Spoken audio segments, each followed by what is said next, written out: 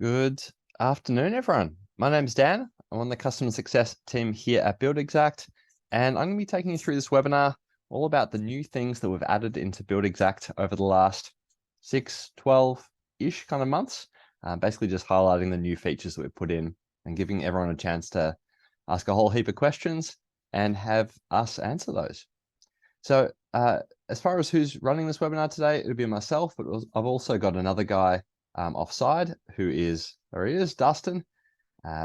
Dustin does a similar role to me, but in Australia, and he'll be handling a lot of the questions as they come in. So feel free to ask as many questions as you like. You can ask those questions via the Q&A button, which should be in the little meeting control bar, which is probably down the bottom of your screen now. Ask whatever you want. Dustin will either type the answer to you, or in some cases, I'll be keeping an eye on it as well. In some cases, I'll answer the question live as we go through and present. Awesome. I already told you a little bit about us, but a little bit more about both of Dustin and I. So I've been with Build Exact about 10 years. I'm originally from Australia, as you can probably tell. I live in Canada now. Favorite Build Exact feature, just to throw this one in here. Personally, I really like the job management section. I really like the part where people have done all their estimate and then they get into the job section and go, it's all done. Invoicing can go out, change ordering can be done, and that's the payoff. Dustin's been with us for about 4 years. Ironically, he is in Australia, but is Canadian, which is incredibly confusing. But his favorite feature is estimate templates, or so he tells us. As far as things we're going to get through, there's a number of things that we've updated in the last little while that we want to take you through. Obviously, there's things that you will want to know about as well. So if there's questions on any of these topics, just jump in, ask them as we go through. If there's a topic you want to know about and it's not listed here, let us know as well. We can definitely handle that.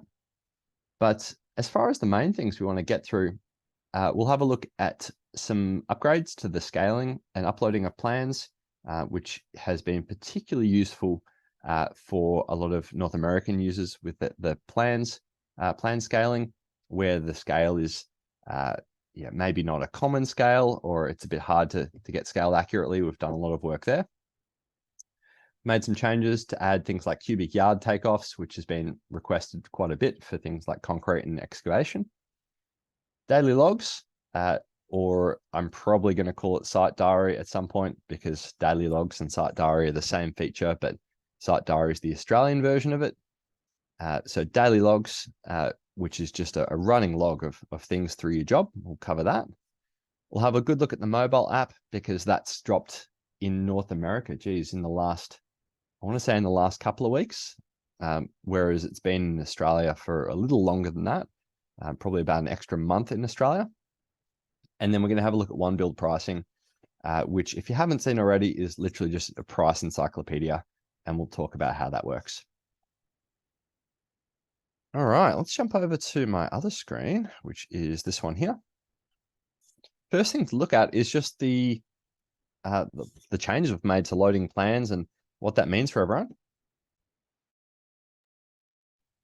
So the most obvious thing to look at here is when you go and load a plan, we've upped the size limit. We were getting complaints from people, hey, my jobs are getting bigger and bigger and bigger, and my plans are starting to hit the max limiter. So we've upped that limit. But beyond that, in my opinion, the more beneficial change that we've made is that when you go in and you scale your plans, we've added this common scale up here. What that's great for is, previously you would have to, and some of you may remember this, previously you would have to go in and say, hey, I want to do a horizontal line here and a vertical line here. This one's 28 feet. This one's 33.5 feet. And Build Exact will calibrate the scale from that. Now you can come in and go, hey, the architect says this particular one is 1/4 to 1, rescale, and 1/4 to 1. apply to this plan, it'll tell you basically a bit of a warning message. I've been paraphrasing this to say, we trust you guys. You know, if you tell us it's 1/4 inch to 1 and it's not, it's a bit of a you issue. But there is some good stuff in here just to add a bit of context about the cases that sometimes we can have issue with this scaling tool, where if you've scanned a plan or modified it in any funky way, it might not work. 99.9999% of the time, there's no issue at all. However, I generally get people to use the little scale check, which is to say, once you've told us what the scale is, it goes straight into measuring, and you can go here to here. I'll zoom in a bit further, even here to here, and it'll tell you, hey, I expect that to be 14 foot. You can compare that against the plan, and that is a surefire way to know yes or no, plans are scaled well or not. And interestingly, we've had quite a number of people pick up issues where the architect has put the wrong scale on something, or the draftsperson, or whoever it be has put the wrong scale on something. But that's just a really quick way to scale plans. A question that we do get following on from that is, there previously used to be a button where you could say, I want to get this particular scale, and copy it to multiple pages, and literally select which pages you are copying it to. So in the example that, let's just pick, let's pick one of these ones like this. In the example that I need to manually scale this, and I would only do this if A, the scale wasn't here, i.e. the one I'm looking for just doesn't exist, or B, I've gone through and scaled it and it's just not matching up. So either there's an architect problem, or the paper size is a bit funky and it's not lining up for whatever reason. I can rescale and manually do this. And if I want to do this via the horizontal line, 30 foot, you don't have to put the little apostrophe. I just do it out of habit. 30 foot, and this guy down here, 28 foot. What you can do is hold the shift key and go there, there, there. Oops, I should also tell it's 28 foot. Hold the shift key for these plans on the left, and you'll see this actually changes to apply to selected pages. We get this question quite a lot. How do I just apply it to a bunch of them? And if you hold shift on your keyboard, click, click, click, and go apply to selected, you can still bulk apply plans like that. That's just a common trick, commonly used trick that's not super common knowledge unless it's pointed out to you. As with any of the topics we're going through, any questions you have, put them into the Q&A button now, or and let us know so we can get to those. But as with most of these webinars, I'm just going to keep firing away on the different topics unless you jump in and ask me things.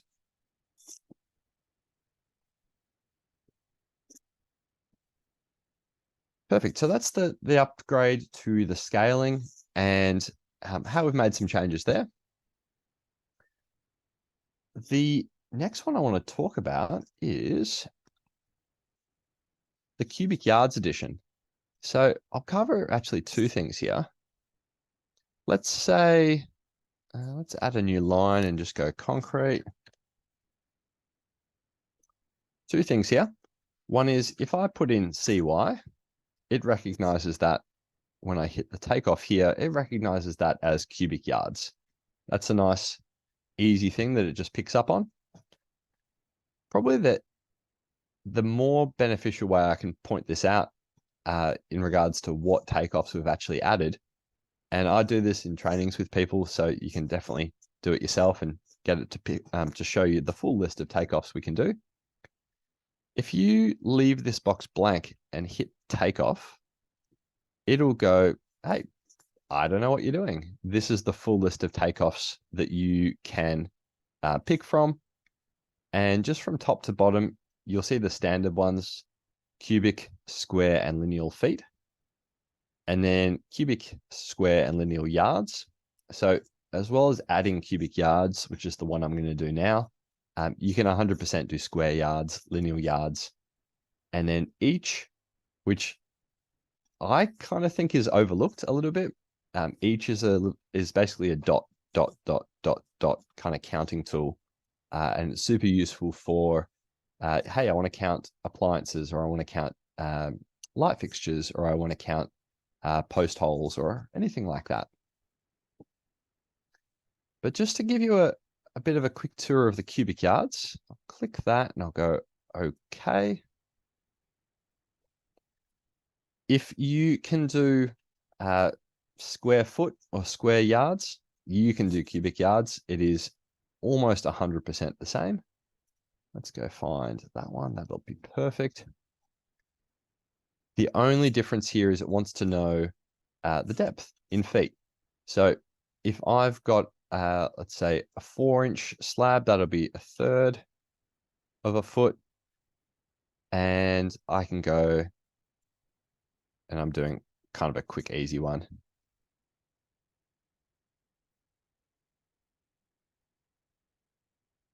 And basically all it's doing is going the square foot area that we measure out, multiplied by the depth, convert that into cubic yards, and it's just doing a couple things at once. Easiest way to think of it is it's just area times depth, and you're telling us the depth, and we're just using the square, the area tool that we already have.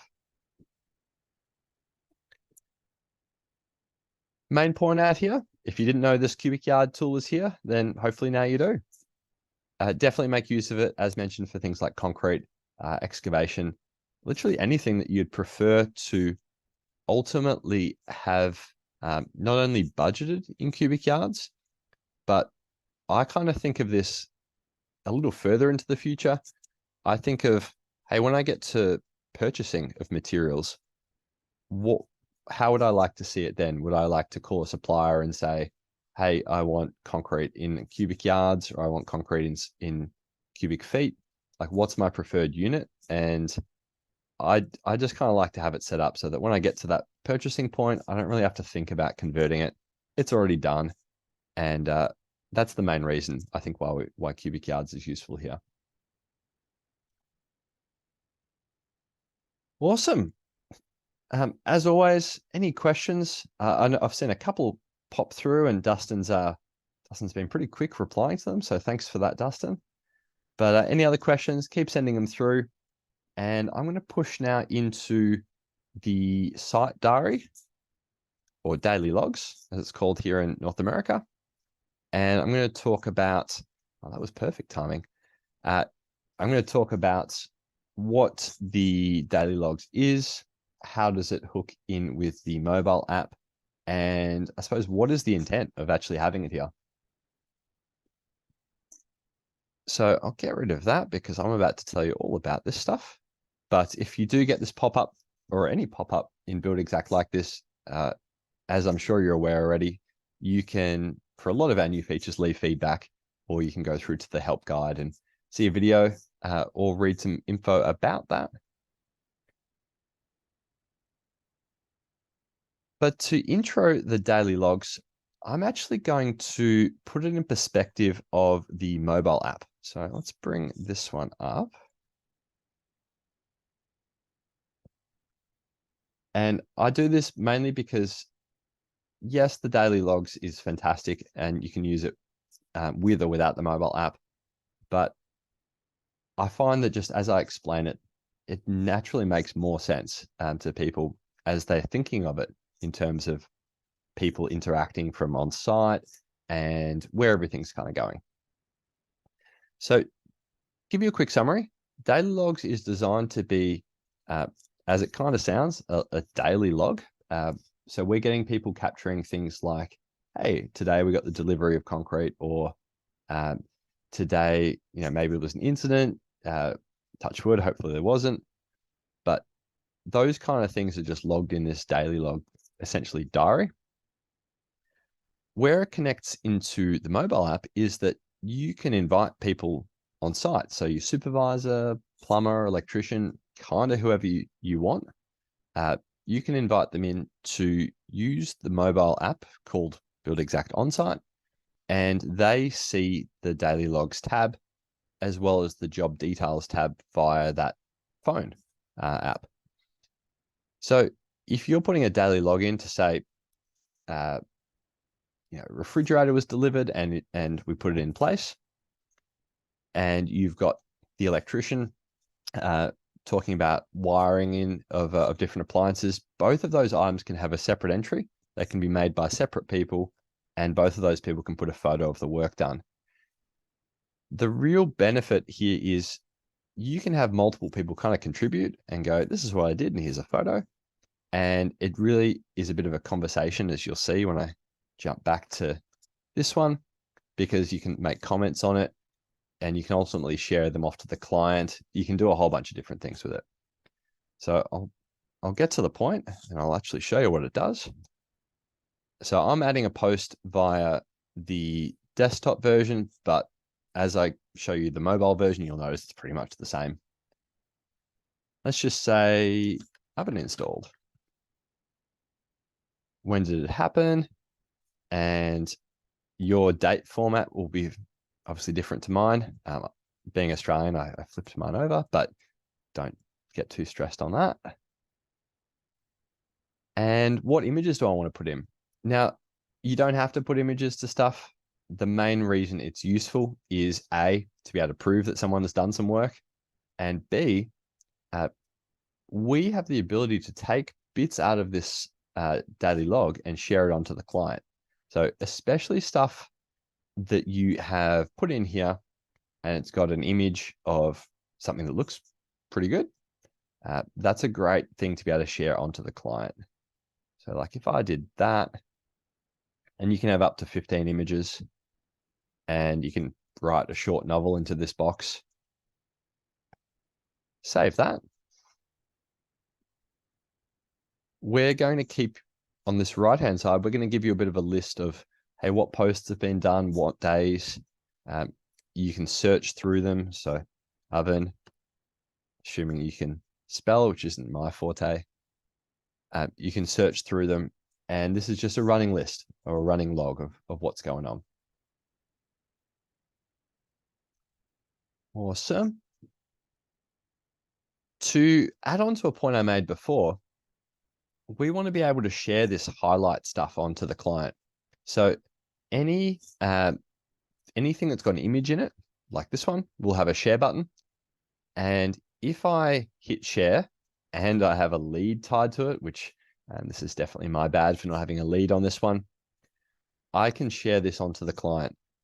So keep in mind that not only is this daily log meant to be internal for you, but the best of this daily log is meant to be going out to the client as well.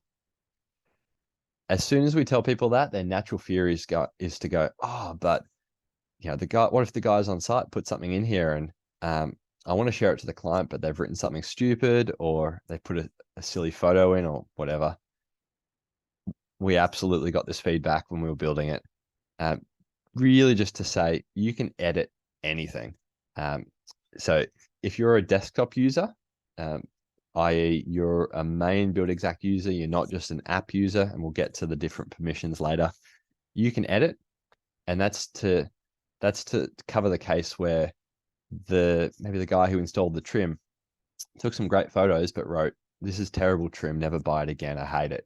And you want to change that to, this looks lovely. Have a look at this client, this is the best ever, or whatever. You can absolutely change it. That's the point. Awesome. So cool. Couple more questions coming in. I'm just keeping an eye on them. Again, Dustin, thanks for tackling them. That's awesome. If there's any more questions on this daily logs function, let me know.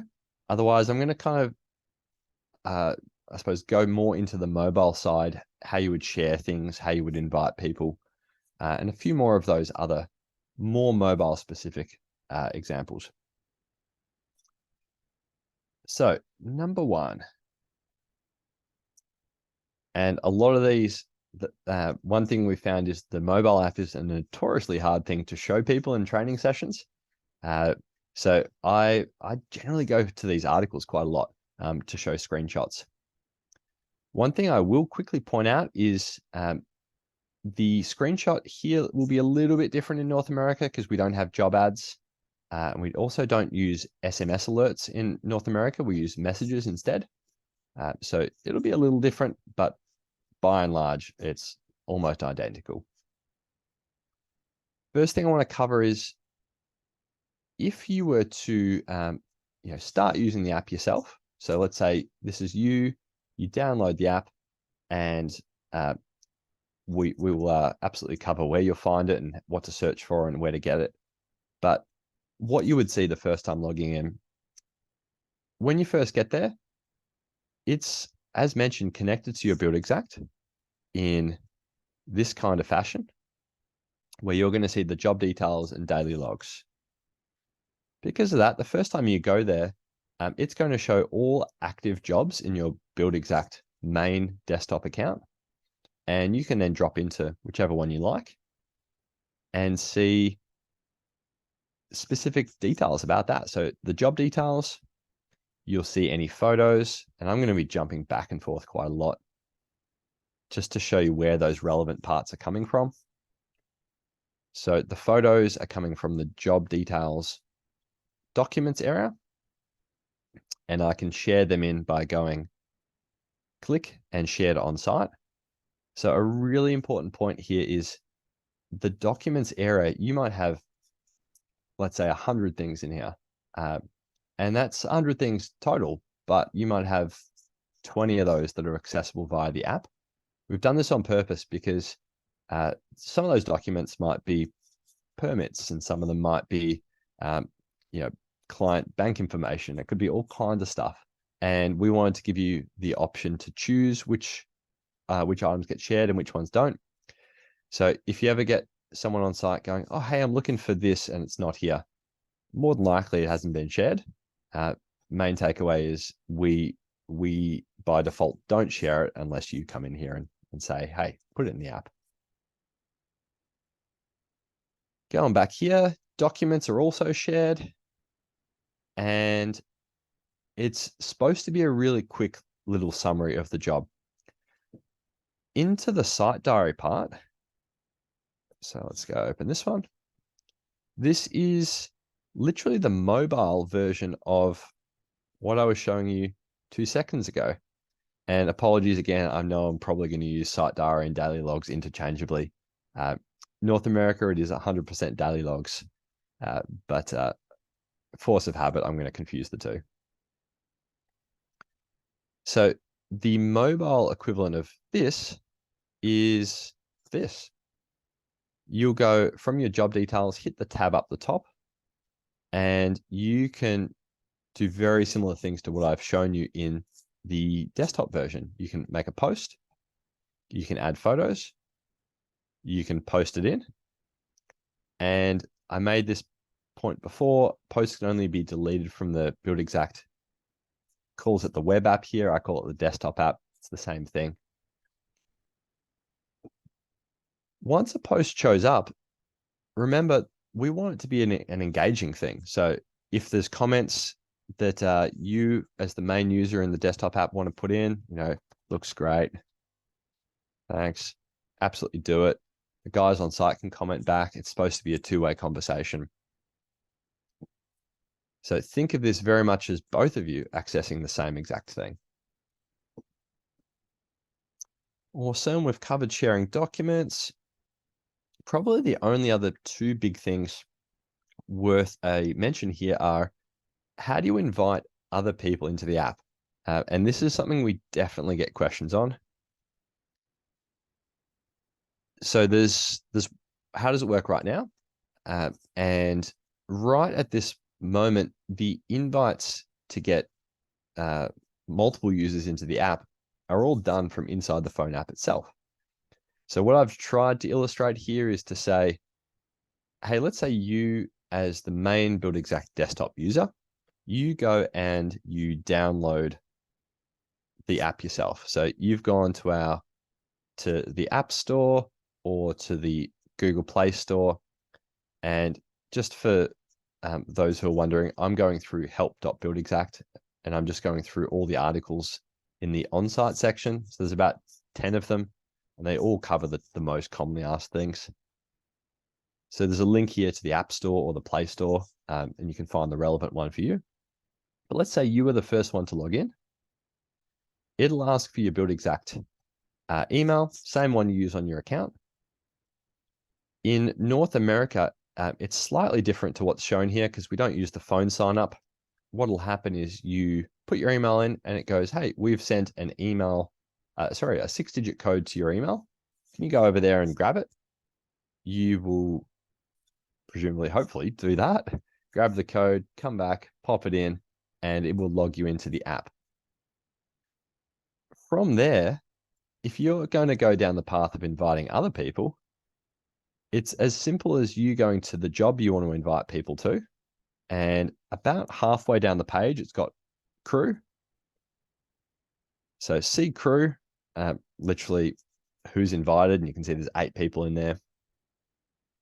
You hit see all crew, and they'll be accepted and invited. So accepted is just where you can control, if you've got Johnny the Apprentice and you want to take him out, you can do that. Invited is where you can add this new person in. You'll hit that. It'll go, if you haven't already, it'll say, hey, we want to see your phone contacts. All it's actually wanting to do is get to the point where it can send a text message. So it'll go, hey, here's all your phone contacts. Who do you want to message? And we basically pre-populate the message so that you send it to the plumber, the electrician, someone you already know, and there is a link for them to install it. As soon as they get that and install it, they're essentially pre-authorized to access the jobs that they've been invited to. And that's about it. You can message them, you can remove them. You're in control of their access because you are that main user. And as you're probably going to see a few places around these articles, if you do have issues with it, let us know. There's absolutely things that we can help with. And I suppose the main takeaway is our ability to read minds is not that great. So if you've got an issue, yell out. Otherwise, we're not going to know that you're having issues. Beautiful. Now, there's been a few more questions come through. So thanks again for those. Hopefully it's all making sense, and hopefully there hasn't been a huge number of questions, so hopefully that means I'm doing a good job. But obviously ask whatever else you need. The next thing I want to get into is back in the estimate, although you can actually see it in quite a number of places. It's the pricing system.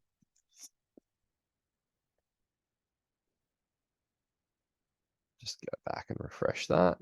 There we go. Awesome. And the main things I want to cover off here are, in fact, I'm going to refresh that. Main things I want to cover off here is what on earth is the pricing assistant? When would you use it? And in doing so, how would you use it? So number one, it's this little button down here. And it's also this button up here. Personal preference. I just use the one down the bottom, mainly because I get, and I'm sure you will too, you'll zoom down a couple categories and this button's gone. So this is the one you're left with. This is just the one I go for. In a nutshell, the pricing assistant is a third-party app that we connect with. It's done by a company called OneBuild. Definitely go Google them. There's a lot of info on them and what they do. But the short version is they do market research across the capital cities around America. And they go and find out what it costs for material and install for thousands upon thousands upon thousands of items. They then get those prices and they adjust them based on zip code. So a good example would be like if you're in in Denver, you'll have X price for drywall. But if you are up in, say, and this is probably only going to mean something for the people in Colorado, but if you're up in, say, Vail or Silverthorne or up in the mountains somewhere, it's going to cost you a heap more to get materials there. And hence they will adjust the price based on that geographic location. The way you use it is, first of all, tell us where you are. And I'm an avid skier, so we're absolutely going to Vail. And drywall. So search for what you want. And I'm just going to kind of go through a couple of tips that I've gotten used to giving people in trainings, and common questions that have come up and common answers we've given. Number one is it's going to have lots and lots of results. You can absolutely filter them. So that's just, this filter down the bottom. I have absolutely had people go, I just want to see labor rates, and then get somewhat disappointed when they only have 3 of 1,200 down here. In using this, I've found the best way to get labor rates is not actually by clicking labor here. I go and look for material and literally go find the material that I want to install. So if it's 3/8 4x8 regular drywall, I'd grab that. And then in that, it's going to have the labor as part of it. So the way, I guess what I'm saying is, what it's done is it's not necessarily listed the labor and the material separately. It's kind of combined them. So if you want to know what it costs to install this type of drywall, go find the item to begin with, then look at the labor cost for it. If you want to put the two costs together, you just tick the box and it bundles them both. And you have the option, which it always does by default, to include what it calls a burden cost, which includes things like overhead, insurance. It's basically the additional cost of running an employee beyond their wage. And it's often the stuff people don't think of, because it's beyond just the X dollars per hour that these people get paid. As far as how do you add this stuff to projects, I'll give you a couple of tips and tricks. So if I go drywall, I find that there's a lot of really good information here that I like to steal. So for example, and if I haven't said it already, I'm a bit of a lazy person, so I copy and paste things a lot. This description, I want to know in my estimate what item I'm using, and if I need to come back and find it in this assistant again, I like to know the exact description. So I highlight, right click and copy, or Control C is the shortcut I use. If you're on a Mac, it's Command C. So copy that. I would just copy it and dump it straight into there. To dispel a bit of a myth here, the only thing that Add to Project actually does is copy the price to your clipboard so you can paste it in. So if I'm going to do that, that's absolutely the last thing I do. I will get as much info from this beforehand as possible. Another thing I like to do is, hey, if I look at this and I go, I think I'm going to put that in the specifications section later, like I want to put the image in there, I will save the image. I definitely steal images from this all the time. And whether you right click and save, or you literally screen grab it, doesn't make a huge difference, but you can definitely steal images from here. When you come to the last thing, which is the price, you go Add to Project, the box disappears, paste or Control V, or right click and paste. They're literally just the same process, different ways. Square foot, and I'm a bit kind of pedantic about making sure I get details right. It comes from a place of me knowing that I forget a lot of things, and I like to remind my future self. So I generally will change this as well, so that I can come back here and go, oh wow, did that price have labor in it? I don't know. Oh yeah, cool, it did. I remember. Well, I obviously changed this in the past. So this is just a way of remembering if it's material only, labor only, or both.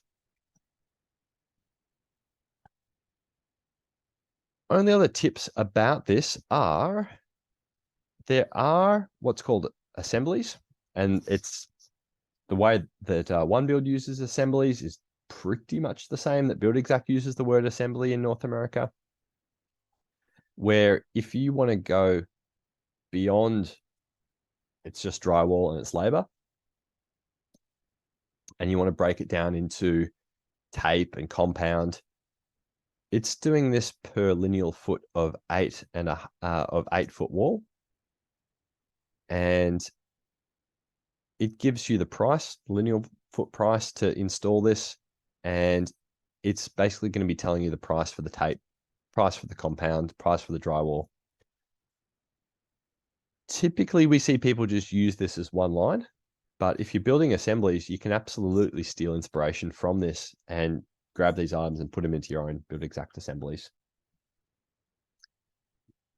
Hopefully that gives you enough to be dangerous. As always, you can ask us questions, you can pick our brains.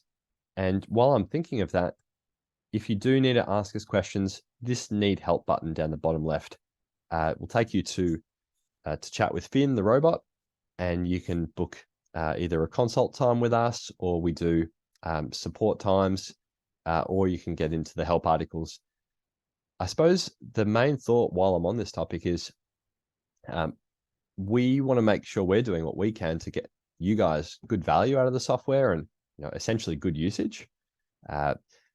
So anything that kind of lends into that, let us know. That's what we're here for. We're here to help you guys. So make sure you reach out. Lucky last topic is back on this one. So this is just talking to something we are currently building, and I've purposefully put this in here because this comes up in quite a number of training sessions or sales calls, and it's worth everyone knowing about. So if you're not already familiar, BuildExact, when you go and purchase a material or you invoice a customer, we're able to sync that into, in North America, it's almost always QuickBooks, but we do hook in with Xero as well. And there is there is work going on at the moment to basically make it such that if an expense happens in your QuickBooks or in your Xero, that information is pulled backwards into BuildExact. Whereas right now, the process is you have to tell BuildExact first, and then we tell you QuickBooks. So we're doing a lot of work to make it look like it is here on the right of my screen, and I'll try and describe it because it's a bit small. Where this screen is literally just showing you, hey, these are all the expenses sitting in your accounting. Where do you want to map it back to in BuildExact? Right now, we're doing the trial period or beta period, depending on your use of the English language, which is probably better than mine. We're doing the beta period for Xero. So Dustin, if he hasn't already, hey, thanks, mate, has put in the chat a link. So if you want to, if you want to be part of, if let's say you use Xero and you want to be one of those test people, let us know. QuickBooks is coming up after we implement the Xero one. So if you don't get too disheartened if you're using QuickBooks and not Xero, but this is just a shout out for anyone that might be using Xero and wants to get on the early adopter kind of phase and test it out. That's the link for you. It's in the chat. If there's any questions about this, absolutely let us know. I see this as a really massive improvement, simply because as the world gets more automated, there's more receipt scanning, there's more digital accounting. We need to keep up, and we need to make sure that your accounting is informing us, not just us informing your accounting. We need to play ball both ways. Awesome. That is pretty much it from me. So I'll open it up. If there is any questions that you guys have, that didn't get answered, absolutely sing out. Myself, Dustin, one of us will answer it. Cool. Oh, hi, Trisha. Is there a way to copy and paste categories across estimate and actual, copy and paste categories across estimate and actual tabs? It's a good one. I have a few follow-on questions on what you mean here, so I might even grab some time with you, Trisha, on this. But the short answer is you can absolutely copy categories from estimate to estimate. There's a few ways to do that. It's a little harder to do in jobs, but I know I've actually got your details already. I'm pretty sure, Trish. So I'll ping you an email. In fact, I'll write this down so I don't forget, and we'll go through that one. Cool. Any other questions? Hey, you're more than welcome. Any other questions? And as always, I'm going to take no questions as a sign of my absolute success. Thanks for taking us through that, Dan. Really appreciate it. No problem. All right. Well, if that's it for today, then thank you so much for attending. Thanks for taking the time out of your presumably quite busy day. You know, getting everyone's jobs done in the lead up for the holidays, and probably a lot going on for everyone. So thanks so much, and a reminder to touch base with us if there's anything we can do to help you. You know, any support we can offer, that kind of thing. That's what we're here to do. So thanks so much. Have a good rest of your afternoon, evening, wherever you're based, and we'll talk to you next time. We'll catch you later. Cheers, guys.